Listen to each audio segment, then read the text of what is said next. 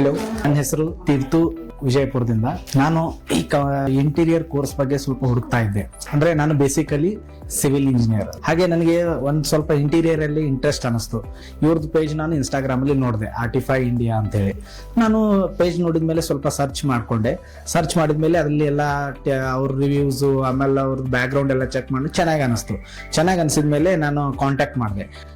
Course timings, ಆಮೇಲೆ online course ಬಗ್ಗೆ ನನಗೆ ಹೇಳಿದ್ರು ಅವರು, ಹಿಂಗ ಇಲ್ಲ ಸ್ಯಾಟರ್ಡೆ ಸಂಡೇ ಇರುತ್ತಂತ. ಅದು ಕೋರ್ಸದ್ದು ತಗೊಂಡ್ಮೇಲೆ ಅಲ್ಲಿ ಇಷ್ಟು ಒಳ್ಳೆ ಟೀಚರ್ಸ್ ಇದಾರಲ್ಲ, ನಿಮ್ಗೆ ಯಾವ ರೀತಿ ಬೇಕು ಆ ರೀತಿ ಸಪೋರ್ಟ್ ಮಾಡಿದ್ರು ಟೀಚರ್ಸು.